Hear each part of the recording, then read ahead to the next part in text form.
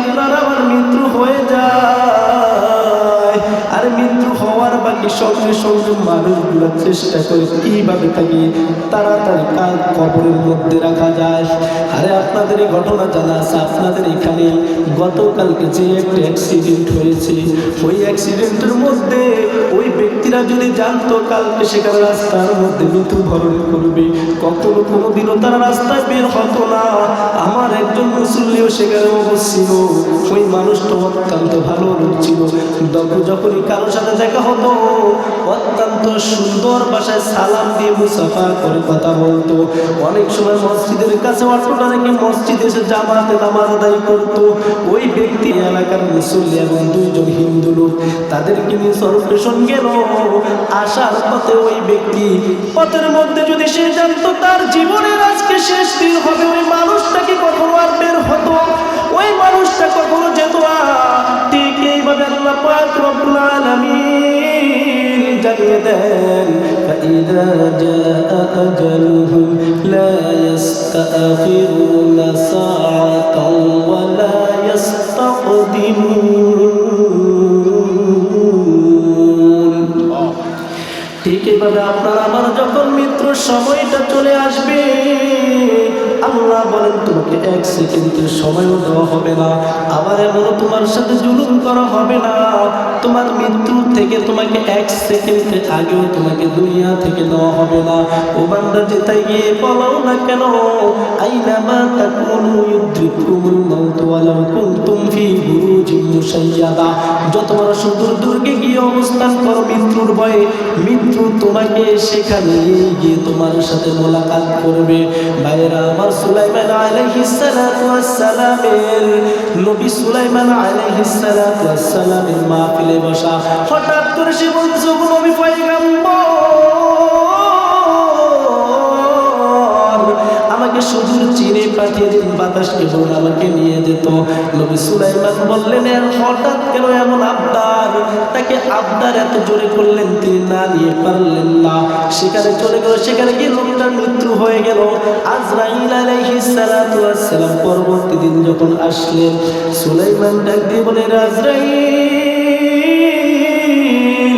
গতকালকে তোমাকে আমি দেখেছিলাম আমার মাহফিলের মধ্যে, তুমি একটু চোখ বড় বড় করে তাকাচ্ছিলে। ও আজরাইল, কারণটা কি বলো তো দেখি। আজরাইল বলে, জমানার পয়গম্বর, আমি একজন মানুষকে হঠাৎ আপনার মাহফিলের মধ্যে দেখতে পেলাম, যে মানুষটার মৃত্যু আল্লাহ তাআলা চীনের মধ্যে লিখে রেখেছেন।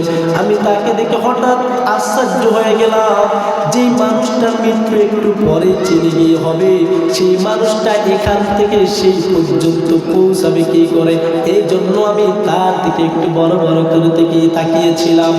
সুলাইমান আলাইহিস সালাতু ওয়াস সালাম বলে, ওরে আজরাইল, এরপরে কি হলো বলো তো দেখি। আজরাইল বলে, নবী পয়গম্বর, সঠিক সময় মতো আমি সেখানে গিয়ে তাকে সেখানে উপস্থিত হয়ে গেলাম। বলেন সুবহানাল্লাহ। সেখানেই তাকে পেলাম। তো সুলাইমান আলাইহিস সালাতু ওয়াস সালাম বলেন, এই ঘটনা আজরাইল বলে আমি আশ্চর্য হয়ে গেলাম, এই মানুষটা এখান থেকে শুধু চীনে কিভাবে যাবে। এজন্য সম্মানিত উপস্থিতি, আল্লাহ পাক রব্বুল আলামিন জানিয়ে দেন, যেথায় থাকো না কেন বান্দা, তোমার মৃত্যু যেইভাবে না কাছে ঠিক সময় মতো ওইভাবে তোমাকে মৃত্যুবরণ করতে হবে। বলতেছিলাম, যখন দুই চোখ আপনার আমার দুনিয়া থেকে যখন চলে যাবে, দু চোখ যখন বন্ধ হয়ে যাবে, আরে আমি মসজিদে থাকি দেখতে পাই, আল্লাহ যখন কোনো আল্লাহর বান্দা মৃত্যুবরণ করে, মানুষগুলোর মধ্যে যেন একটা প্রতিযোগিতা শুরু হয়ে যায়। আর নিজের কোনো কাজের জন্য মানুষগুলো এত তাড়াহুড়া করে না, মানুষগুলো একদল লেগে যায় তাড়াতাড়ি পাশ কাটার জন্য, একদল লেগে যায় কিভাবে তাড়াতাড়ি কবর করা যায়।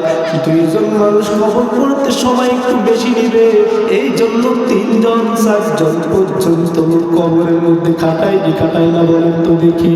মানুষগুলা দুনিয়ার মধ্যে যখন আপনার আমার চোখটা যখন বন্ধ হয়ে যাবে, মানুষগুলো এত স্বার্থপর, এত পাষাণ হয়ে যায়, যত সম্ভব চেষ্টা করে যত দ্রুত কবরের মধ্যে পাঠিয়ে দেওয়া যায়।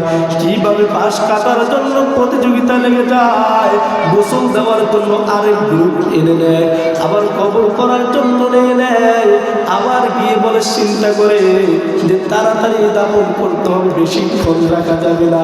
যেই মানুষটার একটু আগে তার জন্য কোনো বিচারশালী সঠিক প্রমাণ থাকতো, একদিন নয়, 2 দিন নয়, 10 দিন 20 দিন পর্যন্ত পিছিয়ে দিত ওই ব্যক্তির জন্য, আর ওই ব্যক্তি চোখ দুইটা কাটার সঙ্গে সঙ্গে সেই মানুষগুলাই বলে একে আর উপরে রাখা যাবে না।